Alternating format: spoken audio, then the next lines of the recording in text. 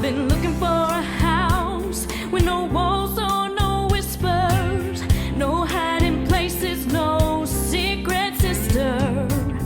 Been looking for a house that won't shelter a lie, no tear-stained past or reason to cry. I wanna live, live, live in a house of love. I wanna live, live, live in a house of love. Welcome to EWE, Empowering Women Everywhere. I'm your host, Nan Gill, and today our guest is Diane Rosen. She is an artist, a writer, and an educator, and she's here to talk to us about some of her projects.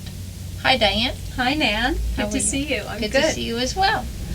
So, can you tell us a little bit about your background, how you got started in the arts? And Sure. Recently, I gave another interview at a local arts newspaper, and the person asked me that question, and I couldn't come up with anything until I realized that the beginning was sort of always there. So I went back to childhood, and my earliest memory is of me hiding in a school coat room, crouched next to all the books and book bags and boots, and I was cutting out paper snowflakes that we had been making in the class. And I was hiding out because it was cleanup time and I was supposed to stop. Oh, and you didn't want to stop. But I couldn't stop. And I was so fascinated by the intricacy and variety of these beautiful little delicate objects that I was able to make from cutting out, and with no, pre-drawn pattern, because you just fold and cut was fascinating. So that thrill with excuse me, just exploring your reaction to the world around you, Right. and expressing it in some way, has How always old were been you? there. How old were you? I think it was kindergarten, so I'm not giving away a year, but it was a while ago. It was a while ago. So that's always been there, and I really and think... what happened when you were found? What happened? I don't know, it's blank. They didn't do anything extreme, I'm sure. Maybe they withheld cookies and orange juice for a while. No, I don't think so. That was it. But that was your beginning. Yeah, it was just because it wasn't so much the doing as the feeling. The seeing and responding a certain way. Right. And that's really, for me, what the essence of creativity is. So, it was just the ability to see things in a certain way and react to it and explore it and express it. Right. So you started in kindergarten in the coat closet. And then I came out of the closet. And then you went on and you went to school. Where did you go to school? Well, I went to college in Maryland, which is where I grew up. Okay. I went to Goucher College, but actually in the intervening time, I had decided on art as a career. So I applied to just to art schools, to Rhode Island School of Design and Pratt in New York. And Pratt, I got into both, but Pratt offered me a scholarship, so I Okay. was going there. And then life took me in other directions, and I was then planning to stay local. Life being a male person, significant other, who was a lovely person, but it was way too young in age. But anyway, that's what I decided. He was at a Maryland school, so I switched, and I dropped Pratt, and I went to an academic school. But it's really my strong belief that everything does happen for a reason, and that to some extent you have to go with the accident, what appears to be accidental or Right. random, because really it's a little piece in a puzzle of a plan. Right. You just can't see it all at the same time. Yep. You have And- to have faith and trust. So I went to a good academic school, and I became an English major because I always loved literature and reading and writing, and when I got out of college, that's the path I took as a writer.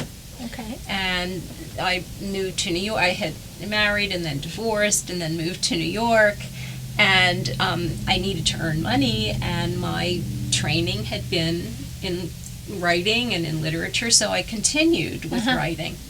And at a certain point, I just, excuse me, I just could not tolerate the thought that I wasn't in touch with that early part of myself that was so excited about cutting out snowflakes. Yes. Not that writing isn't creative, but there was a piece of me that always felt connected to the visual, Right. Seeing and expressing Visual expression. on a visual basis. Right. So that's when I took myself to art school, and I went to the Art Students League, because I didn't feel like matriculating again and doing a second college career at that Right. point. And so I went to the league, and I really gave myself a pretty academic training, by which I mean the first year I only drew. The second year I started with pastels and some oil painting, and then continued the third year to refine working in both of those mediums. And then when I got out, I applied for a fellowship, a painting fellowship through the Institute for International Education. And I did get a French government fellowship, so I was very lucky. Wow, that's I was great. able to live in Paris for a year and pursue my painting and study Degas, because I was already fascinated by pastel, and that's the medium I was using most of the time. And so I did my own work, and I studied Degas, which was super. And what are some of the projects you're working on now? Well, it's a variety of things. As I was saying, the random, should never be, discarded as irrelevant, because since I had a great formation in writing as a result of going to the academic school instead of Right. art school, initially, I do have a lot of enjoyment in writing about creativity. But I guess I would back up a little bit. I thought about creativity when I was getting a master's in English education, because I did want to teach.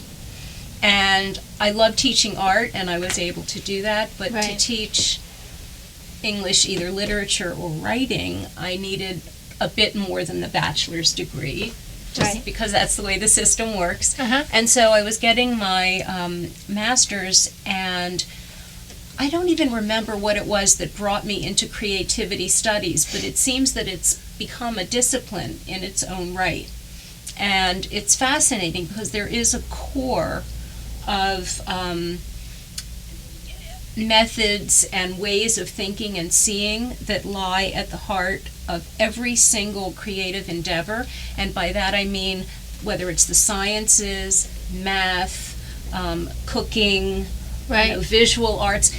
In our culture, we tend, when we hear the word art or even creativity, Right. which is a very broad term, most people will tend to link it immediately to visual art, which isn't a bad thing in one way, but in another it is, because it's very limiting, and it's what leads many people, if they were asked, are you creative, or do you like to do any creative projects, and they'll say, oh, I can't even draw a straight line, which is so silly, because I don't think any artists can draw straight lines either. Well, when I think of creativity, I think of all the arts. I think of music, I think of drama, Yep. I think of, visual art, I think of graphic art. Yep.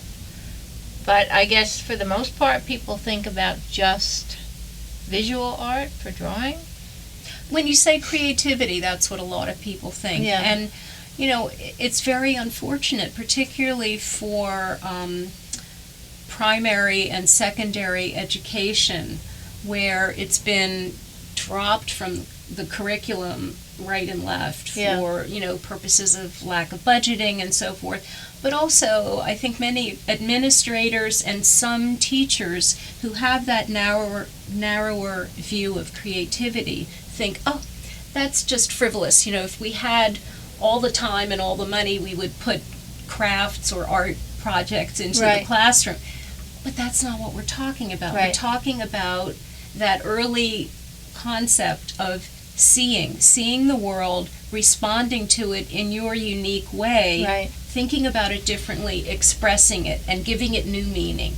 And that's, to me, that's creativity, and it's in all the media, as you said. Right. And it's crucial. I mean, there It's is crucial for every child to be alive. Absolutely, absolutely. So some of my projects have included teaching more creative ways of writing in secondary schools, which I then put into a curriculum on bringing inquiry into the curriculum, questioning, challenging assumptions, arriving at what you think by letting it emerge from process, Right. which includes a little bit of chaos and a little bit of messiness, because clearly you can't, if you knew at the beginning where you would end up arriving, you wouldn't have to do anything. There wouldn't be any creativity or science, Right. Innovation. Nothing would exist. So you have to give yourself permission to just sort of take the leap and start the process, trust that you don't necessarily know where you're going, and in fact embrace that uncertainty, that it's all part of the process. So somehow I was able to find a way of harnessing some of that and not make it too threatening, and so I taught that, sort of co-taught with some teachers at a public high school in Manhattan, for imbuing the students to imbue their writing with more authenticity, Okay. and with researching social justice topics that mattered to them, which Uh-huh. I really believe in giving students choice. And they wrote the most amazing papers. The teacher, the regular classroom teacher, was floored. And I still remember, this was in 2008 or 9, I think, I'm not sure. One of the young men in the class, this was 12th grade, and he wrote his paper about concussions because he was an athlete and how they're underreported and undertreated and whatnot. And I'm sure you're aware that this is like a very current topic. A big issue. Big issue. So they came up with fantastic things by just questioning and thinking about what mattered to Right. them and pursuing it. Mm-hmm. So, this took place in the school, and you have a book that you wrote about. Right. this So this topic. was it's really a curriculum guide. So it's not coffee table reading or bedside reading, but and it is for an English classroom.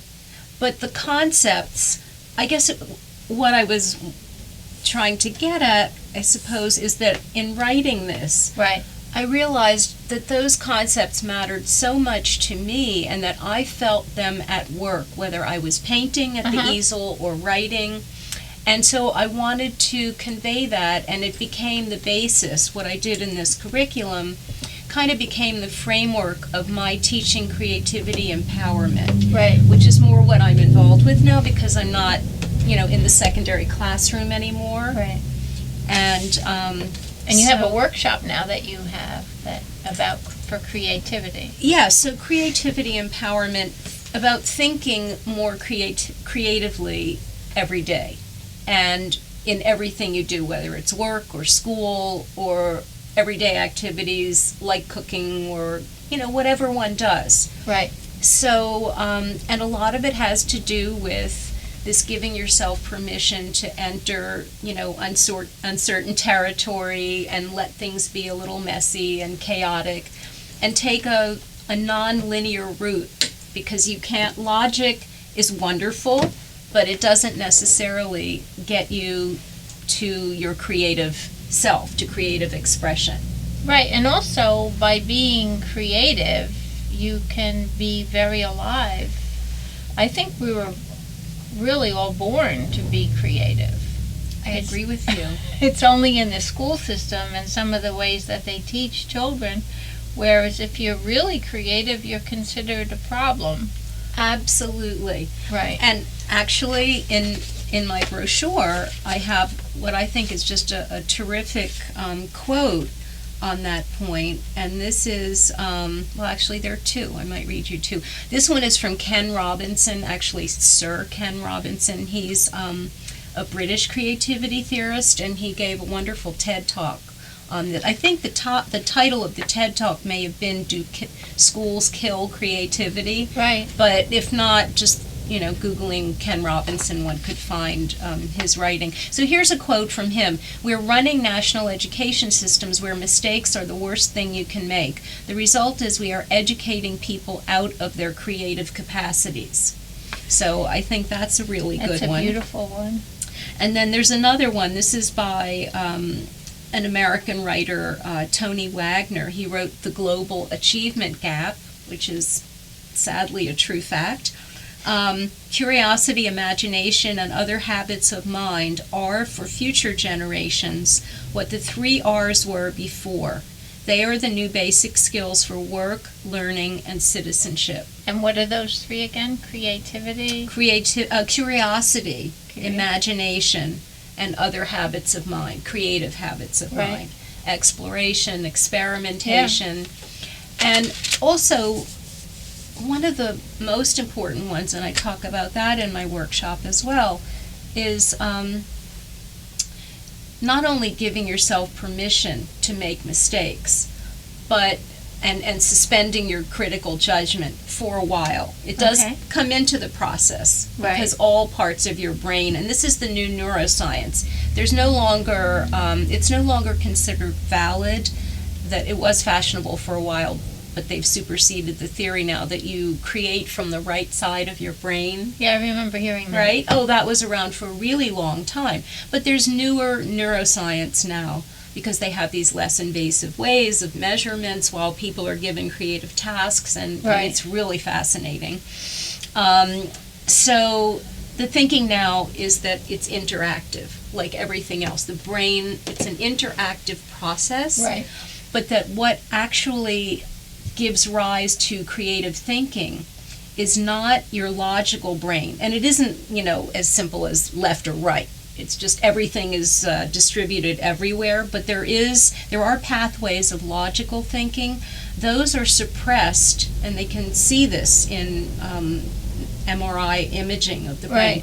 The logical, rational pathways or networks, really, it's not so much pathways would be too limiting, but the networks, those interconnected networks, are suppressed during creative thinking, and what's at work is what they call the default network. And we might call that our ancient brain, our unconscious, our emotional brain, our intuitive self, that those things are at work when we are incubating ideas. And then when those attain a level of intensity enough to come to consciousness, they pop into the conscious mind, and those are what we call the aha moments.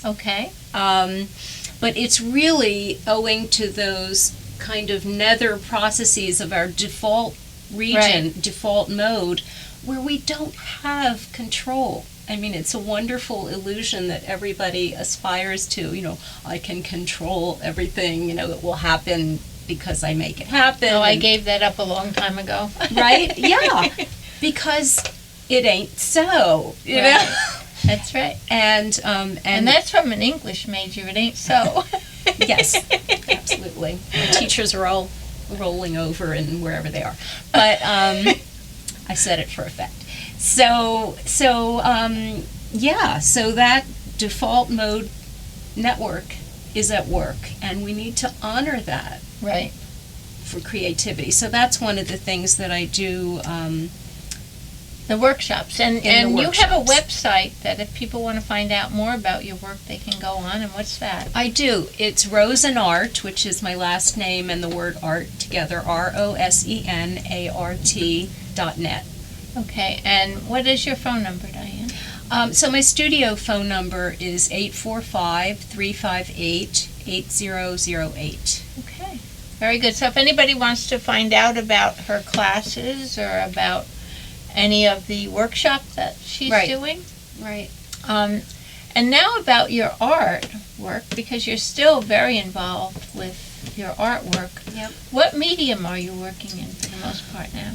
So I think I mentioned that pastel had become my favorite medium, and that still is. But in the last several years, I've been combining it with acrylic paint. So it's kind of mixed media, but it isn't very typical mixed media, although I don't know what that really means. There may not be any typical mixed media. But for me, the acrylic is a way of inviting chance and the unexpected Right. into my process. So what I do is I start with a good size handmade paper that I always use. It's like 27 by 39 inches. And I get usually black, but sometimes dark green or dark other colors, paint, acrylic paint, and I spatter the surface. I put the paper on the floor and I drip on it, or I spatter paint and just let that dry. And then I work with realistic imagery of figures in pastel over those serendipitous, markings. And the way things interact speaks to me and really helps generate the imagery and tells me, it kind of helps shape the negative spaces and the forms and the compositions. So I guess in a way it's symbolic, but it's also just literally a technique that I enjoy and that works for me. You're doing mostly the woman's body, and are you still mostly in that form? Yeah. I love the figure, and it goes in and out of fashion, with the trends in the art world, and I just sort of laugh because I believe you really need to find your own voice and go with it. So I just do what I do, and sometimes that's fashionable and sometimes it's not, figurative work. And I also do portraits on commission, so I don't do those as often. I do them as requested. So if someone had a portrait they wanted you to do, they could call you and set up an appointment. And there are some discuss it. portraits on the website. That people could see. Yeah. Okay. All right. Very good. And where are you showing now? I know that you have some shows coming up. I do. Thank you for asking. And I have a show coming up, a solo show at an area gallery. It's in Cornwall-on-Hudson, which isn't too far, and it's at the Green Light Gallery. So I will be, it's going up the end of next week, and it'll be there through October and the first half of November. Okay. And I'll also be doing a workshop in conjunction at the gallery, a one-day workshop in conjunction with the show. And where are you teaching now? I know you teach at some schools. Yes. I am an adjunct teacher, instructor at Rockland Community College in Suffern. That's right, it's in Suffern. Okay. And that is English, basic English composition and first literature classes. And then I teach studio art at the Garnerville Art Center in Haverstraw. Okay. So that's basically it. And then I wouldn't call it teaching, but I do love to do when I have papers that are accepted, I will give presentations at conferences. I've done a number of those. So that conference was it's a group I love, the Chaos Society, or sounds like something I want to join. I you know what? I think you'd love it. I'll give you details after. It's the Society for Chaos Theory in Psychology and Life Sciences. Okay. So really, it's physicists, mathematicians, psychiatrists, medical doctors, therapists. I mean, it's this. And you went to talk about a paper you had written? So, well, I wrote a paper. I wrote an abstract and submitted it to talk about creativity, chaos, and because I mean, the kind of. You might have had a glimmer here, what I've been talking about, that my process is somewhat chaotic and I like inviting chance into the process and a certain amount of randomness. These are all things that chaos theory talks about. Mm-hmm. They're the things that have hidden predictability, but to us mere humans, it's completely random and unpredictable. And I wanted to also ask you, what is your experience as a woman in the art? Do you find that there's some challenges that you come against, or anything that, you've experienced, or anything you know about with regard to that? Well, of course, when there are rejections from a show or from galleries or whatever during over the course of a career, one never knows if that can be ascribed to gender or the work just wasn't a match. So it's hard to say really specifically. Right. But I do know that in general, it's very hard for a woman to make it big in the art world. I mean, I feel fortunate because I create my work, I show my work, sell the work. That's beautiful. Well, thank you very much. It's absolutely appreciate beautiful. that. But I'm not a household name, obviously, and so to make it to that level, it's really rare for women these days, and that's just so wrong. I mean, there have to be at least as many brilliant women artists as there are men, and yet the representation in museums and galleries is so lopsided. Right. Yeah. Last month there was an article in the New York Times where they kind of wanted to check in and take the pulse of, what's going on now. And apparently in 1985 they had gone around to all the major museums, and I don't actually know if it was just in New York City. I think so, but I'm not sure. But anyway, certainly the major museums in New York City and the blue chip, top-ranked galleries. Right. And the statistic in 1985 was that women who had solo shows at these institutions were 0 to 1 in each museum or major gallery. So in 2015, they tallied again, and it's gone up 100%. We now have 1 to 2. We now have 1 to 2 women being given solo shows in major museums and blue chip galleries, to the rest of the percentage all being male. Okay. Not right. No, it's not fair to the public either, because if I didn't know you personally, I wouldn't know of your beautiful work. So, well, I thank you again, and it's not. It is unfair to the public, and in numbers of ways, and it's unfair to future generations of young women. And this is one reason. Also, I've done my workshop in schools, and I've written for parenting publications. I actually hope to do more for parents, talking to them about creativity and enhancing your child's experience of themselves as creative people. As you said, we are born creative. Right. And yet so many institutions along the way seem to, wear it down and train it out of us. So I think that's really important for young women to see. They try role models. Yep. They try and suppress it rather than embrace it. Right. Absolutely. So. But at any rate, if anyone here is interested in becoming more involved in creativity and creative workshops, and to find out about Dianne's work, you can go to rosenart.net or give her a call and find out, and make sure you get to see her exhibit at Greenlight. Yep. At Green. You want to give us that information where that is again? Sure. Greenlight Gallery. It's 240 Hudson Road in Cornwall-on-Hudson. Okay. And thank you so much for being a part of Empowering Women Everywhere. Thanks, Nan. And follow us at Empower Women TV.